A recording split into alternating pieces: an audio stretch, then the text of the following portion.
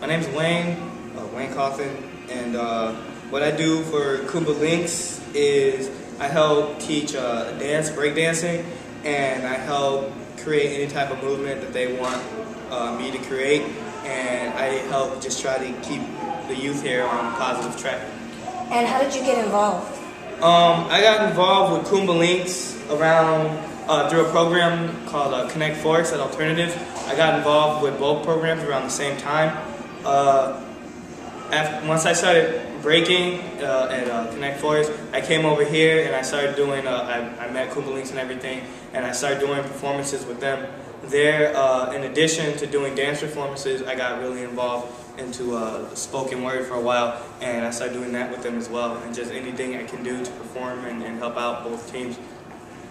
Are you a volunteer, or are you just part of your, how do you get people paid? I get paid now, but I was a volunteer from the moment I started breaking, which is like 4 or 5 years ago. And there were times where they had like little summer jobs or whatever. It wasn't for much money, but at the time, or even now, it's still not about the money. Because even if I'm getting paid or not, I'm still gonna do it. I'm still gonna come here.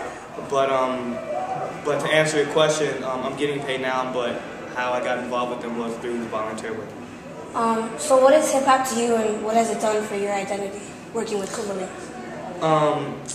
Hip hop to me, I mean, I know it's a cheesy answer, but hip hop to me really is a culture. You know what I mean? Like every race or every country has like their own personal traditions and their cultures or whatever. You know, whether it's dance or language or music, all that stuff. And hip hop is the same thing. You know, it has dance that evolves. It has language and like street lingo and stuff. It has music. It has like it's a culture. People grow in it, and people live through it. They use it for their lives. What has it done for my identity? I don't know. In a sense, like that's kind of a deep question for me. Like hip hop basically like saved my life on some real stuff.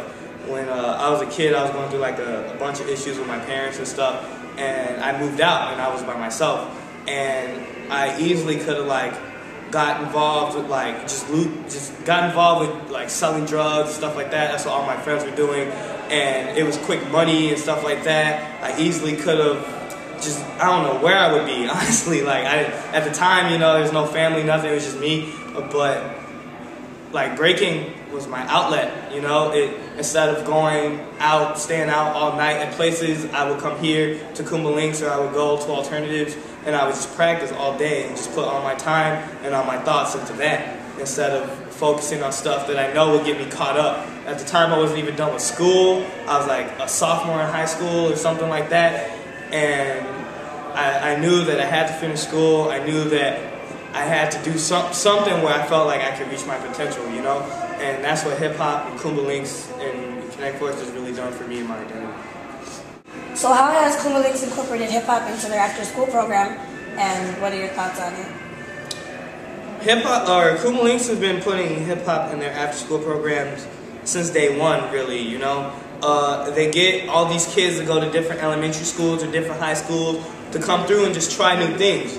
I feel like they specialize in all the elements of hip-hop, but I feel like their strongest element is spoken word. And they get these kids that come from Sin, these kids that come from Uplift, these kids that come all the way from like 75th, like my friend Freddie and stuff. And you know, and they practice, and they just practice hip hop. You know, Kuumba Lynx, they teach them techniques on how to write, and then from there they tell them to put their thoughts on paper, and their thoughts and their emotion become poetry, and then poetry becomes performances, and all that is practice after school. You know, or they teach them dance movements, not just breaking, whether it's footworking, whether it's hip hop choreography, whether it's step, whether it's crumping or whatever. And you know, they come after school and they practice and they learn that and they perform that. You know, the kids right next door are practicing graffiti and bringing in canvases as we speak. You know what I'm saying? Like they practice art. They put all their outlet in the art. You know, their hands are always dirty, covered in paint and stuff like that. They do that right after school. You know, all these elements is just, you know, that's what they do. They are after school based. You know, after school matters. So what kind of skills do they learn through Kuumba Lynx? They learn communicating skills, anti-violence skills.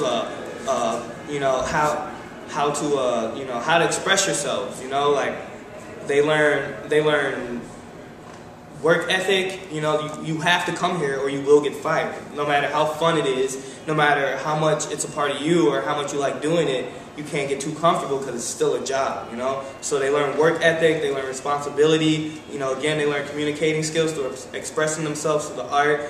They learn, you know, they learn everything. I feel like they learn to deal with new people. If there's ever any tension between people, instead of kicking people out or making them, or suspending someone, they make them work it out right there, you know?